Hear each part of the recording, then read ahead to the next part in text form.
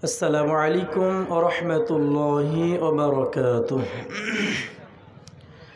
السلام عليكم ورحمة الله وبركاته. نحمده ونصلي على رسوله الكريم. أما بعد فأعوذ بالله من الشيطان الرجيم. بسم الله الرحمن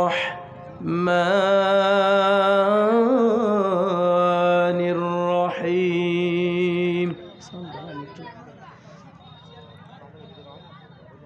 تبارك الذي جعل في السماء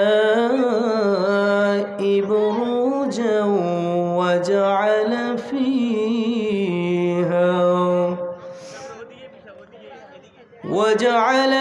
فيها سراجا وقمرا منيرا.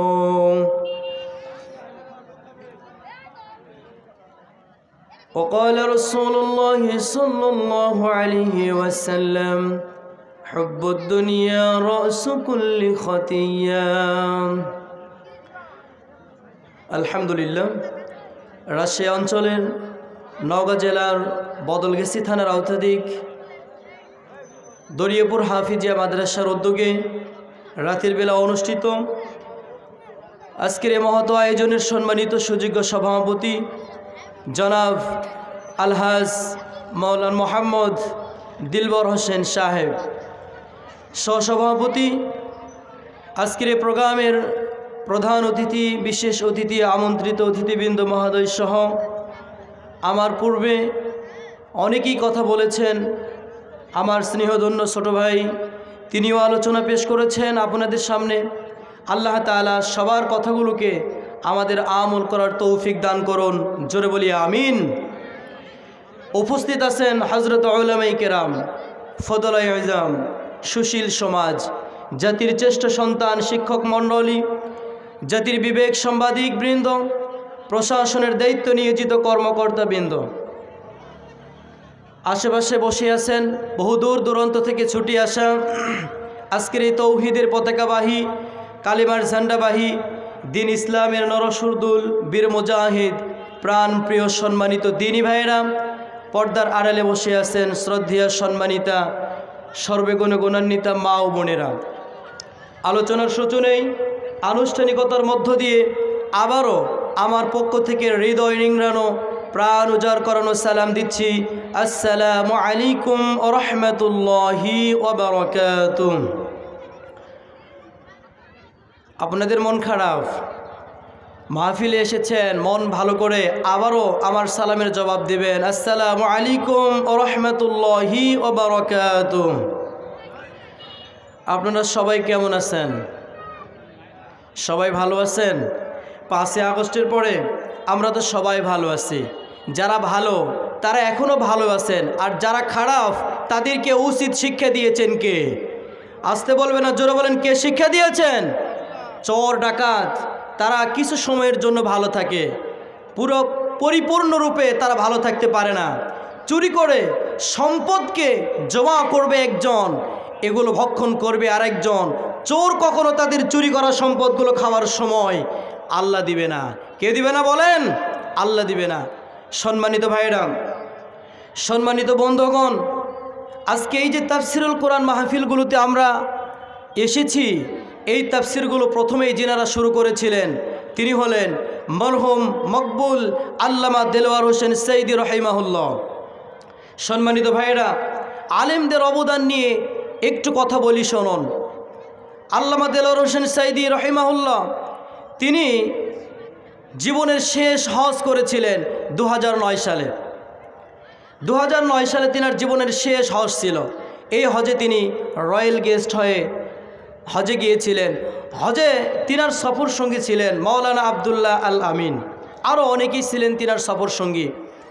তিনি হজের কাজ শেষ করে তিনাকে বলা হলো যে দেশের অবস্থা সেই সময় প্রচণ্ড খারাপ, সব আলেমারা নিষেধ করলেন আপনি এদেশেই থেকে যান, আপনি আর বাংলাদেশে যাবেন না।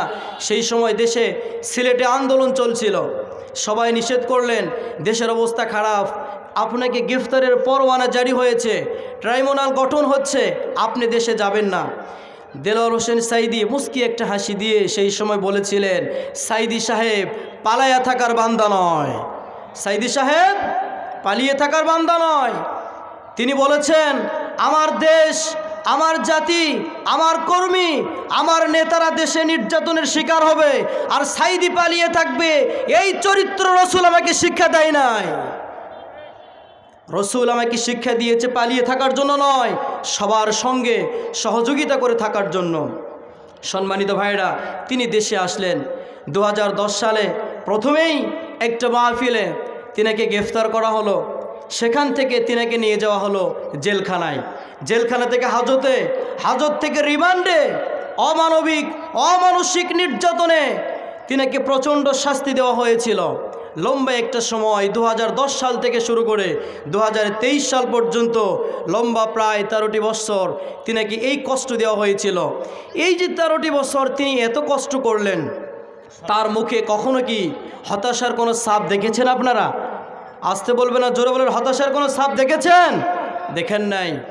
তিনি হেসে বিদায় নিয়েছিলেন, গোটা ভবনকে তিনি কাঁদিয়েছেন, মুস্কি একটা হাসি দিয়ে শেষ পর্যন্ত দিল্লির প্রেসক্রিপশানে তিনাকে জেলখানা থেকে চিকিৎসার নাম করে হাসপাতালে নিয়ে গিয়ে ভর্তি করে বিষ পান করে ইমাম আবু হানিফা রহমতুল্লাহ আলাইহির সেই একই পদ্ধতিতে আল্লামা সাইদিকে ইন্দেশানপুষের মধ্য দিয়ে, বিষের মধ্য দিয়ে তিনাকে হত্যা করা হয়েছে। কথা বলেন ঠিক কি না? তিনাকে হত্যা করা হয়েছিল। আল্লামা দেলোয়ার হোসেন সাইদি তিনি কি কোনো খারাপ কাজ করেছেন? তিনি চোর ছিলেন, তিনি ডাকাত ছিলেন। তিনার কথায় অনেক যুবক সন্তানগুলো মা বাবার খেদমত করা শিখেছেন। তিনার কথা শুনে বেনামাজিরা নামাজি হয়েছেন, হাজারো অমুসলিমেরা তিনার কথা শুনে মুসলমান হয়েছেন। সম্মানিত ভাইরা, এত বড় একজন আলেমকে যিনারা এইরকম শাস্তি দিয়েছে, আজকে এই তাফসিরুল কোরআনের ময়দান থেকে আমরা জানায় দিতে চাই, যারাই সাইদি হত্যার সঙ্গে জড়িত ছিল অবিলম্বে তাদের শাস্তির ব্যবস্থা করা হোক। এই মতের পক্ষে রাজি আছেন কারা কারা? দুহাত উঁচু করে দেখান মুসলমান। লিল্লাহে তাকবীর। আল কোরআনের আলো, আল হাদিসের আলো, লিল্লাহে তাকবীর। সম্মানিত ভাইরা, হাত নামান। আমার ভাইরা, আজকে আমি আলোচনার যে বিষয়টি নিয়েছি তা হলো শহীদের মর্যাদা। শহীদের মর্যাদা দুনিয়াতেও যেমন আছে, আখিরাতেও এদের সম্মান ইজ্জত বাড়িয়ে দিবেন কে? সাইদি সাহেব কি মৃত্যুবরণ করেছেন না তিনি শহীদ হয়েছেন? এই যে ছোট্ট একটা বাচ্চা, তিনি একটা গজল লিখেছিলেন, আপনারা শুনেছেন। তিনি সাইদি সাহেবকে নিয়ে শহীদি একটা গজল গেয়েছিলেন। আল্লামা সাইদি তিনি মরণে শহীদ হয়েছ তুমি এটাই জানি। আলহামদুলিল্লাহ বলেন। আল্লামা সাইদি তুমি মরণে শহীদ হয়েছ তুমি এটাই জানি। কত সুন্দর গজল গেয়েছেন। সম্মানিত ভাইয়েরা, শহীদ যারা হবেন তাদের সম্মান ইজ্জত মর্যাদা দুনিয়াতেও যেমন আছে, আখিরাতেও তাদের সম্মান ইজ্জত আছে না নাই? আসতে বলবেন না, জোরে বলেন, আছে না নাই? আমার ভাইয়েরা, সাহাবীদের মধ্যে শহীদি তামান্না তাদের মধ্যে এই পরিমাণ ছিল। একজন সাহাবী 250টি যুদ্ধ করেছেন। জোরে বলেন, কতটি? 250টি যুদ্ধ করেছেন। এতগুলো যুদ্ধ করার পরেও তিনি কি পরাজিত না বিজয়ী? তিনি পরাজিত না বিজয়ী? বিজয়ী হয়েছেন। এতগুলো যুদ্ধ করার পরেও শেষ পর্যন্ত যখন তিনি মৃত্যুবরণ করবেন, ঘরের বিছানাতে মৃত্যুবরণ করছেন, তিনি আফসোস করে বলছেন, হায় আফসোস, আমি এতগুলো যুদ্ধে অংশগ্রহণ করলাম কিন্তু আমার মৃত্যু আমার আল্লাহ শহীদি কবুল করলেন না। আফসোস করছেন। খালিদ বিন ওলীদ এমন করে যখন বলছেন, পাশেই ছিলেন সাইয়েদনা ওমর ফারুক রাদিয়াল্লাহু তাআলা আনহু। তিনি ডেকে বলছেন, খালিদ বিন ওলীদ, তুমি কেন টেনশন করছো? তুমি কি রসুলের সেই দিনের সেই কথা শোনো নাই? রসুল কি বলেছিল? কোনো মানুষ যদি তার হৃদয়ের মধ্যে শহীদি তামান্না অঙ্কন করে, শহীদি ইচ্ছা দিলের মধ্যে পোষণ করে থাকে, আর ওই মানুষ যদি ঘরের বিছানাতেও মৃত্যুবরণ করে, ওই মৃত্যুটাকেও আমার আল্লাহ শহীদি মৃত্যু বলে কবুল করে নিবেন। জোরে বলি সুবহানাল্লাহ, আরো জোরে বলি সুবহানাল্লাহ। আরেকজন সাহাবীর কথা মনে পড়ে গেল। সাহাবীর নাম হলো আব্দুল্লাহ জুল বাজদাইন। তিনার জন্মের আগেই তিনার বাবা দুনিয়া থেকে বিদায় নিয়ে চলে গিয়েছেন। মক্কা এবং মদিনার ঠিক মাঝামাঝি একটা গোত্রে তিনি অবস্থান করতেন। তিনি চাচার বাড়িতে লালিত পালিত হয়েছেন। চাচা সকল ভরণ পোষণের দায়িত্ব তিনার নিয়েছেন। লেখাপড়া থেকে শুরু করে সম্পূর্ণ দায়িত্ব চাচা বহন করেছে। আব্দুল্লাহ জুল বাজদাইন ছোট থেকে যখন পূর্ণ যুবক হয়ে গিয়েছে, এমন সময় চাচার কানে আওয়াজ এসেছে আব্দুল্লাহ কালেমা পড়ে মুসলমান হয়েছে। চাচা ডেকে বলছেন, আব্দুল্লাহ শুনলাম তুমি নাকি মুসলমান হয়েছ, কালেমা পড়ে ঈমান নিয়ে এসেছ। আব্দুল্লাহ ডেকে বলেন, চাচা শুনবেন কেন, আজকে আমি ওপেনলি আপনার কাছে জানাই দিতেছি, আসমানের চাঁদ আলো দেয় যেমন সত্য, আমার দিন গ্রহণ করাও তেমনই সত্য। জোরে বলি সুবহানাল্লাহ। বুকে কোনো ভয় আছে? বুকে কোনো ভয় আছে? বুকে কোনো ভয় না রেখে নির্ভয়ে তিনি নিজের ঈমানটা প্রকাশ করে দিলেন। চাচা তেলে বেগুনে খেপে গিয়ে অগ্নিশর্মা হয়ে বললেন, ভাতিজা তুমি যে মুসলমান হয়েছ এর প্রতিদান কি হতে পারে তুমি কি জানো? বলেন চাচা কি হতে পারে আপনি বলেন।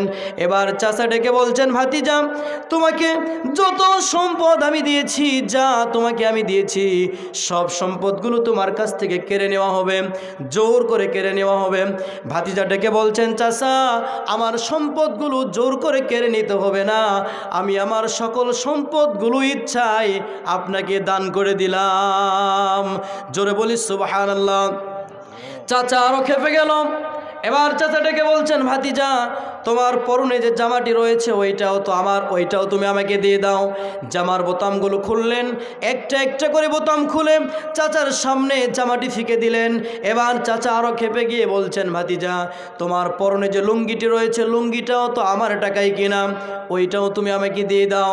এবার আব্দুল্লাহ জুল বাজদাইন লুঙ্গির গিটায় হাত দিলেন, টেনশন করছেন, লুঙ্গি তো খুলে দিব, ঈমান রক্ষা করাও ফরজ, 17 টাকাও ফরজ, আমি এখন কি করব, ঈমান রক্ষা করব না 17টা ঢাকবো। মনে মনে পরিকল্পনা করে নিলেন 17 গেলে যেতে পারে কিন্তু ঈমান সারা যাবে না। লুঙ্গির গিটায় হাত দিলেন, একটা টান মারলেন, এক টানে লুঙ্গি খুলে চাচার সামনে নিক্ষেপ করে পুরা উলঙ্গ হয়ে যুবক মানুষ নিজের মায়ের বাড়ির দরজায় চলে গিয়েছে। দরজায় নক করলেন, মা দরজা খুলে দিন। তবে আপনি আমার দিকে তাকাবেন না।